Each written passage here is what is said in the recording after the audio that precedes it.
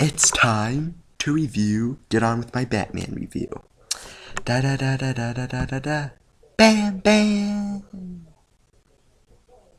Anyway, it's time to review Batman 1992 called Batman Returns. Now, this Batman movie it takes place 3 years after Batman 1989. Well, the movie comes out 3 years. It comes out in 1992.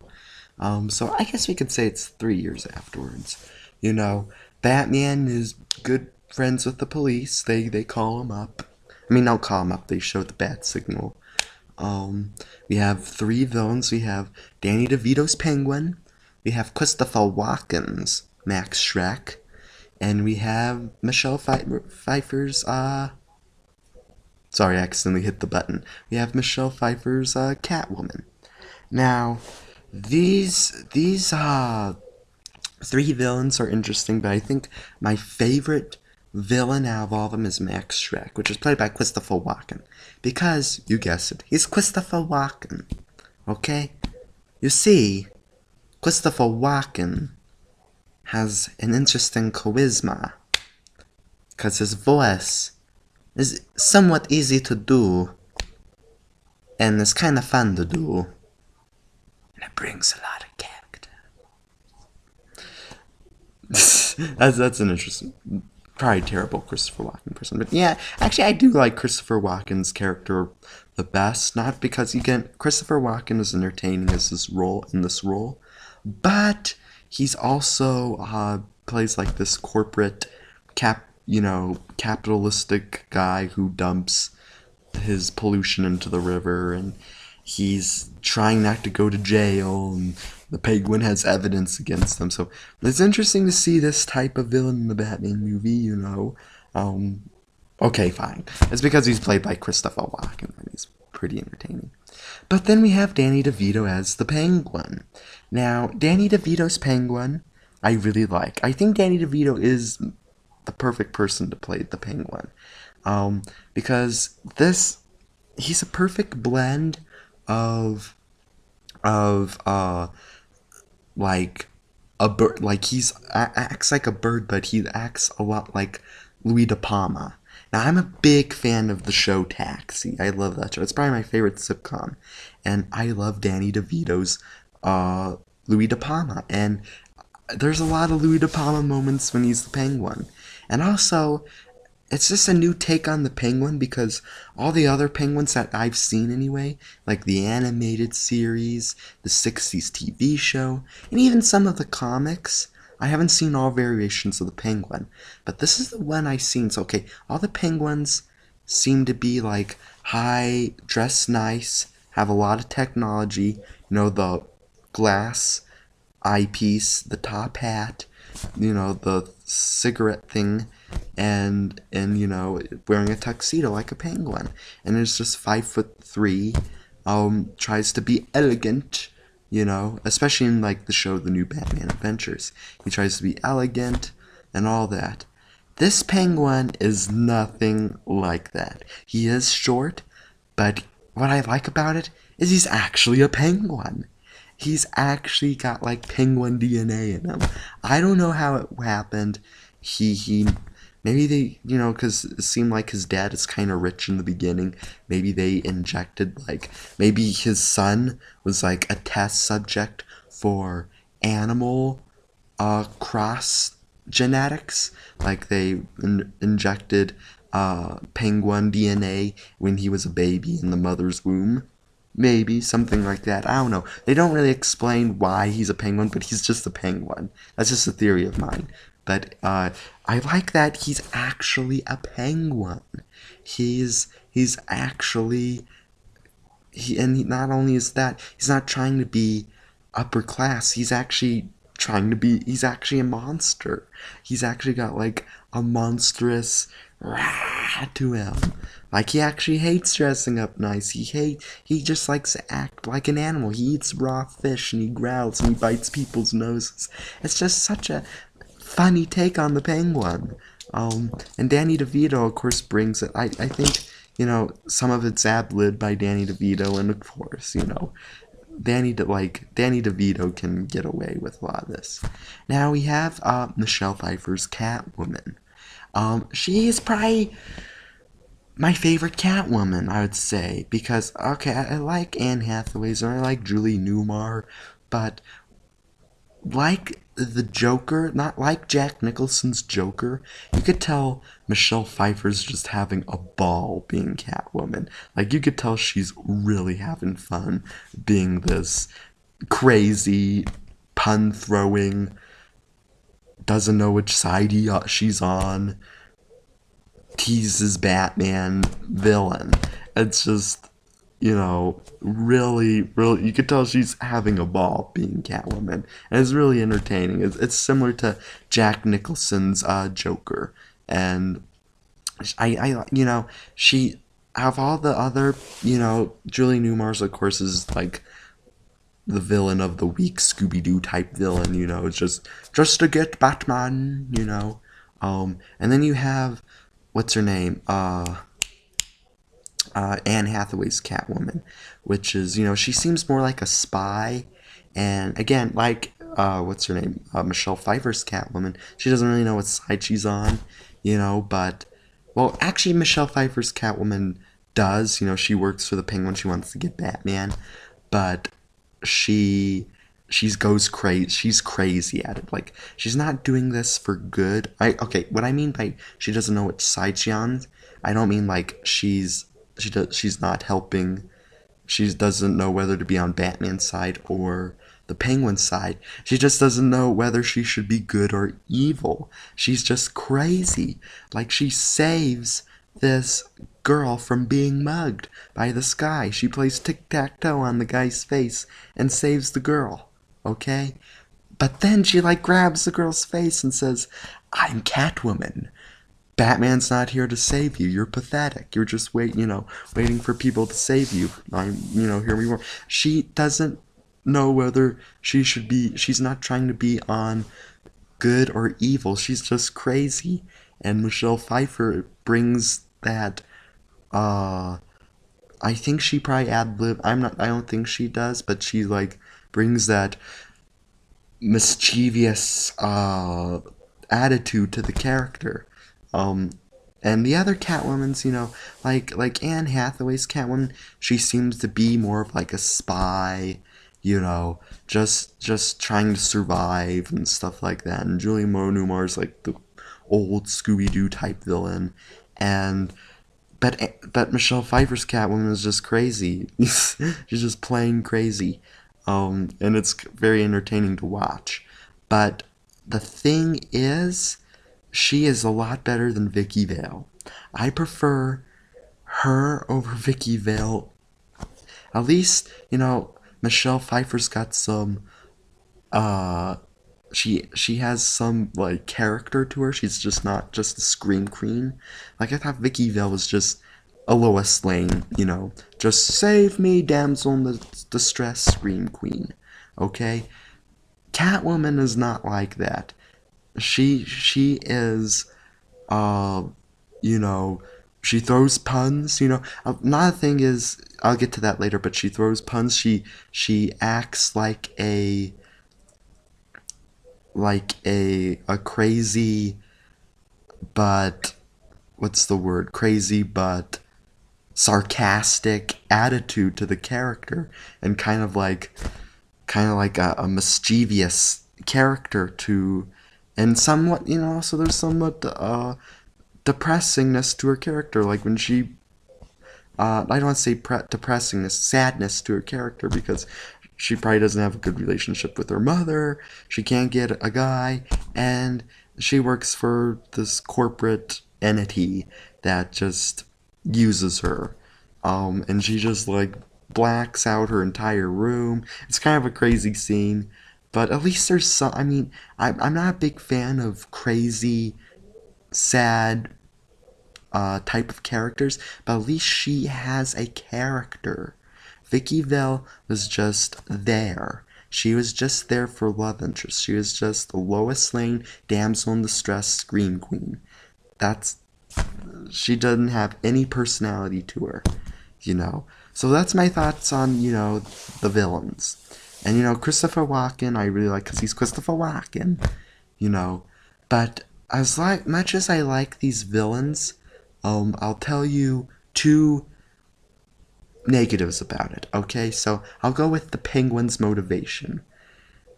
Okay, at the end we see he wants to destroy Gotham in the most funniest way ever. He wants to like march penguins into the city and blow it up because he wants to march penguins with rockets strapped to their back into the city and blow up the city.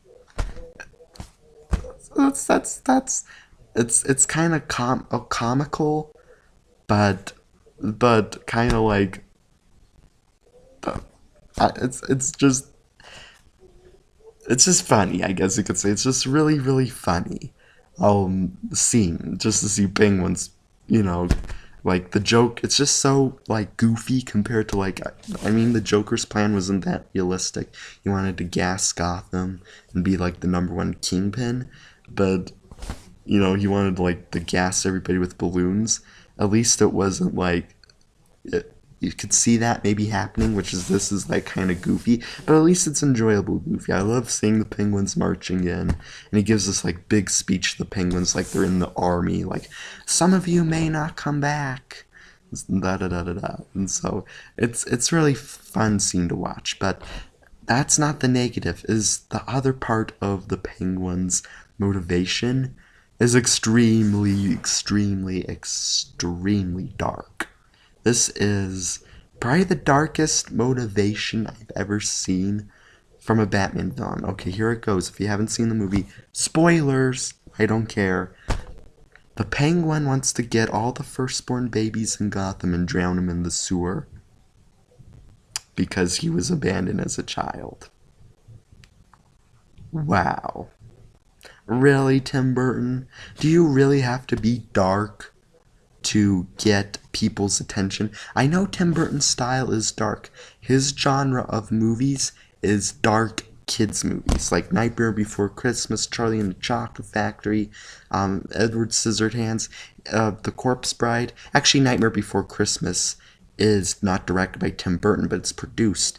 But it's got Tim Burton's style and fingerprints all over it. So I know Tim Burton is the person who makes dark kids movies. So kind of similar to like Roald Dahl makes dark children's books. And this is just real. I mean, for Batman, it actually kind of made me uneasy. I can see why McDonald's didn't want to support the movie in toys, because they actually dropped. This is like one of the only Batman movies, aside from maybe the Christopher Nolan Batman movies, do not get a sponsorship from McDonald's, because the movie was like, it has the bad guy's main plot is to drown babies in the sewer, and he bites a guy's nose and it squirts, blood squirts. Now, that scene didn't really bother me. I thought it was just kind of a goofy, like, it just shows that he's a bird more than a human, so I didn't mind it. But like the Penguin's motivations actually made me kind of uneasy. And I don't want to feel uneasy when I watch a Batman movie. And I know we're supposed to not like her villain, but it's just, I don't know. It's just kind of just makes me like Tim Burton kind of weird in the mind. Like, really, Tim Burton? That's what goes through your brilliant mind? Babies drowning in the sewer? Come on, man. So that's my number one negative. My number two negative is the first 25 minutes of the movie, we don't see Batman. I mean, we do for like one scene, he like punches the clowns in the Batmobile and we see the signal and all that. Bat signal, we see the Batmobile, we see his new suit. It's much more sleeker and cleaned up than the last one. But it's like only for like 5 minutes and he's like gone for like 20 minutes of the movie. I forgot I was watching a Batman movie. I really did. I was like, when is Batman coming back? Like, and not only just doesn't show Batman for 20 minutes, it doesn't even show Bruce Wayne for 20 minutes. I almost thought this was a spin-off movie. It didn't show Bruce Wayne or Batman for 20 minutes. I almost thought it was a spin-off. But you see a lot more Batman later. He's still in it enough to think that he's the main character, but I think it's because they had three villains. It's just really hard to focus on four characters. So they have like four main characters, one supporting character, Alfred, and it's just really hard to, I guess, get all that at once. Um, but it's not it is a little irritating, but it doesn't ruin the whole movie. So those are the two negatives. Also, Gotham doesn't look as cool. Like it kind of had that how the other Batman movie had those rich shadows, the Art Deco style to the buildings are like really long. It just looked cool. It looked like a Batman world. This one's, I mean, it still kind of has that style, but it's not as rich or cool looking. Maybe because it's snowing, but you could tell it's a different set. I don't know what's with it with Gotham. From like Batman Returns to Batman and Robin, Gotham just has statues of like bodybuilders. Naked bodybuilders throughout the city. I'm like, what's with it with Gotham? I mean, seriously. Um, but it's okay. I mean, I just like the way the other one looked better. So it's not as good as Batman uh 89, but it's not bad either. I mean, it's still like in the top 5 best Batman movies. It's just compared to the other ones, it's not the weakest, but it's by no means the strongest Batman movie. It's not. I mean, if you're a Batman fan, I'd really like it. But I remember when I was a little kid, I really didn't like the penguin biting. I laugh at it now because I see what they're trying to go for. But as a kid, when I saw the penguin bite the nose and the blood squirted, it scared me. So I'm not sure if this is a suitable movie for kids. I'd say maybe uh 12 and up, 13. It's PG-13, I'd say. So about 12 and up, I would say, is it's more suitable for. It's got really good. Um, the action scenes are not bad. They're pretty much the same as the other ones. The music isn't as kick butt as it was. Like the other movie, like used the music really well and like certain scenes to really set up atmosphere. And this one barely even uses. They got like new music to the soundtrack, and they just don't use the music as well as the other Batman movies. And even though I like Danny DeVito and Michelle Pfeiffer and Christopher Walken, I really don't think they compare to Jack Nicholson's Joker. Um, Sorry, things are just popping up. But I just thought the villain's motivation was a little cuckoo. You know what I mean? Little cuckoo. Kind of made me uneasy. Cuckoo. Spells plus special effects. But anyway, the movie is, I like the story. I mean, aside from the penguin's motivations, I like the story. Catwoman. The other thing is, the other dark Tim Burton movie was dark and realistic with some goofy parts. This one's just goofy. This one's goofier than the other movie. It's not like Joel Schumacher goofy, but it's like a dark Tim Burton goofy, I'd say. And there's still, people keep complaining about Mr. Freeze's one-liners, which I admit are kind of old when you watch the movie, but that's another topic. But Michelle Pfeiffer's Catwoman has a lot of one-liners about her being a cat. Some of them are kind of inappropriate, but I guess that adds to the charm of the character. It's not my favorite Batman movie, like I said, but it's not terrible. It's not the weakest, but it's not the strongest. It's like the in between Batman movie, I guess you could say. Um, I like the new suit design. I thought the suit looks cooler. The Batmobile looks a little smaller in this one, or is it just me? Like it looks a little more boxier. I don't know. Um, like it doesn't look as big as it did in the other Batman movie. Um, it still looks pretty cool. I like how they introduced the Bat motorcycle in this one, similar to like how they did in the Dark Knight, where he's in like a car chase and he has to get in like a tight area, and He goes through. Well, in the Dark Knight, the thing explodes, but in this one, he has to get through like a tight alley. So, he, like, injects the Batmobile out of the Bat motorcycle out of the Batmobile. It was kind of cool. Um, it's I like the villains. They're not as good as Jack Nicholson. Um, it's a good. I mean, it's a good movie. It's not great. I wouldn't say this is a great movie. I wouldn't say this is a bad movie. This is a good movie. Good movie. So I guess I would say it's 2.5, 3 out of 4 stars. I'd give it 3 out of 4 stars. Um, I'd give it about a 75. I give it about an 80% out of 100. An 80%, I would say. It's a B minus. It's again not the weakest Batman movies. I'll get to that later, but it's not the strongest either. It's not as good as It's not as good as The Dark Knight. It's not as good as Mask of the Phantasm. It's not as good as Batman '89. It's not as good as Batman Begins. It's probably right under Batman Begins, I'd say. And The Dark Knight, right? It's probably right under Batman Begins and The Dark Knight Rises. So it's better than the Schumacher movies, which I'll get into later, but it's not terrible. A Batman fan would enjoy it. It's maybe not as mainstream as the other Batman movies. It's not for everybody. Anybody who likes, The Dark Knight told in a darker, goofier, it's like a goofy, dark Tim Burton way, you'll like this. If you're a fan of Tim Burton, you really like it.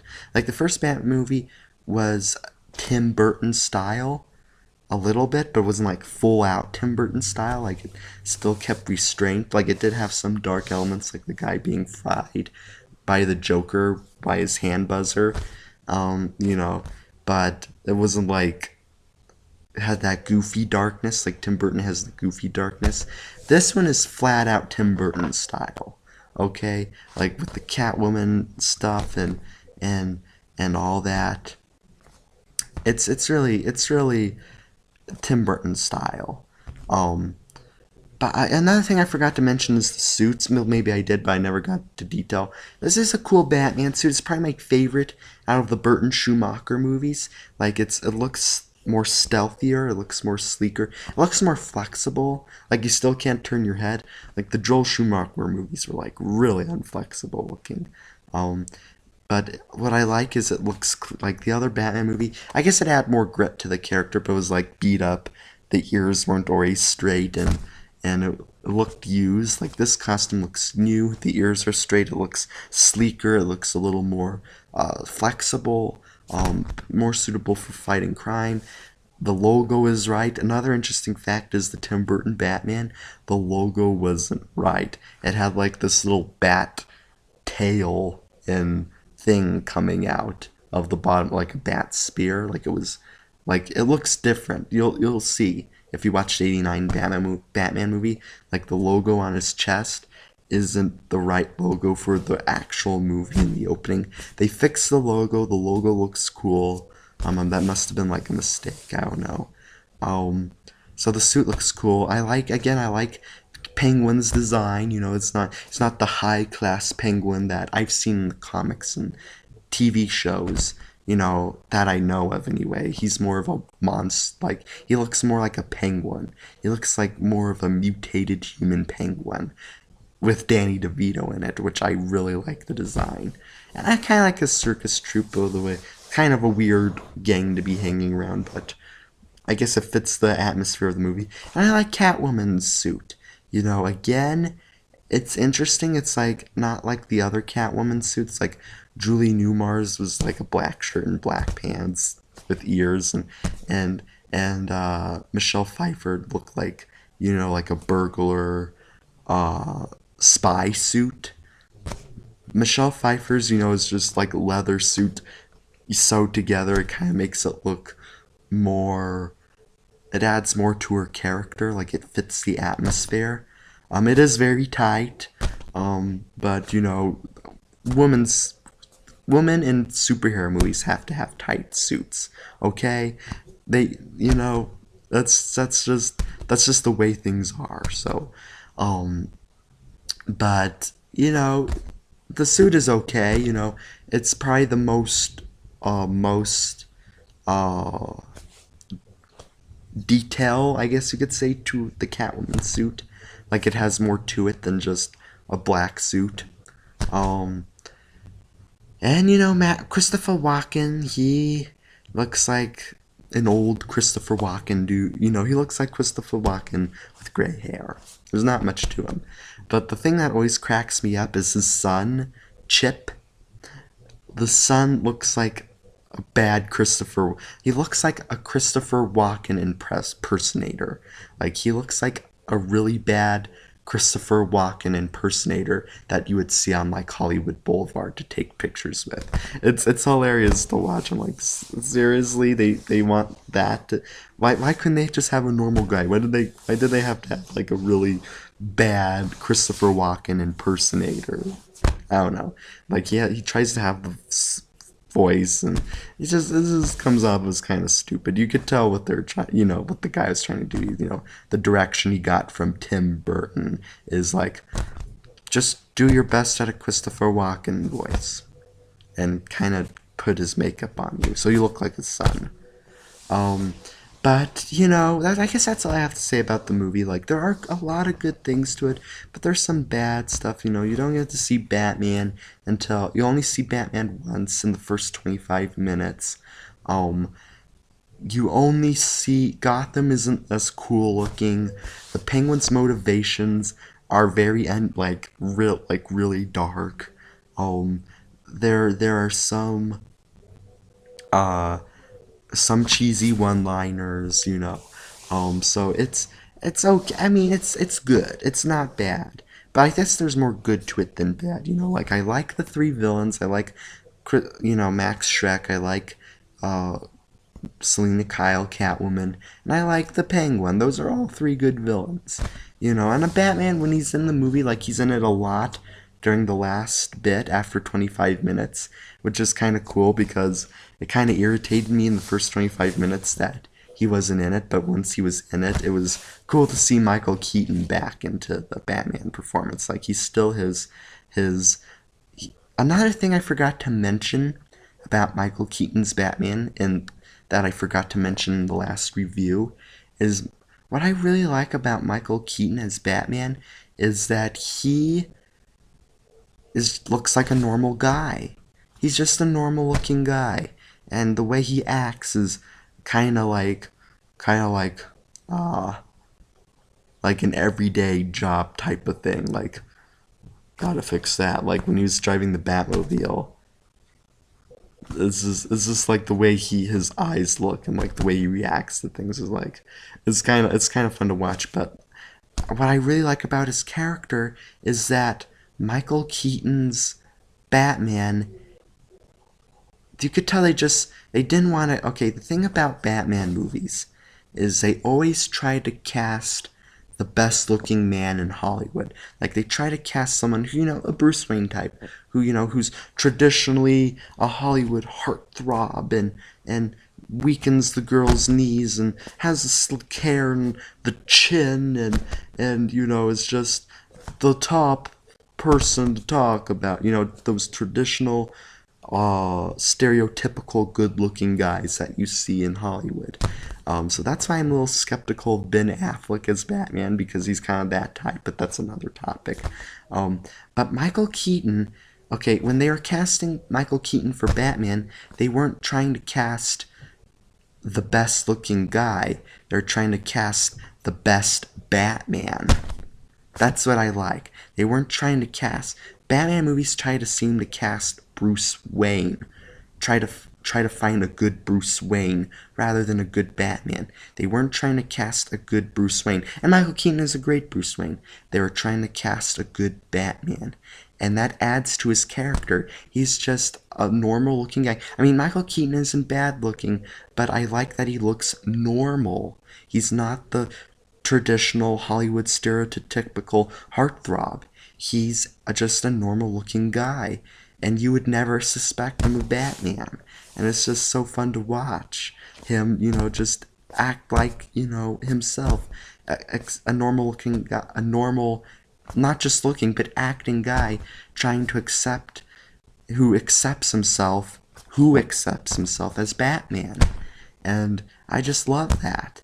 So I guess that's all I have to say about the movie. It's good. It's not as good as the '89 Batman movie. It's not as good as Mask of the Phantasm, but it's definitely a watch for Batman fans. I do recommend it. I give it an 80% out of 100, B minus, 3 out of 4 stars. Go see it if you're a Batman fan, you'll love it. If you're a Tim Burton fan, you'll love it. So that's all I have to say about this movie. I'll talk to you probably tomorrow, my viewers. Oh yeah, for Batman Forever. So don't forget to subscribe. That's the thing I keep forgetting to stick in my videos. Like, oh, I forgot to say, don't forget to subscribe and comment. Feel free to comment. You know, God bless ya, and thanks for watching. Bye bye.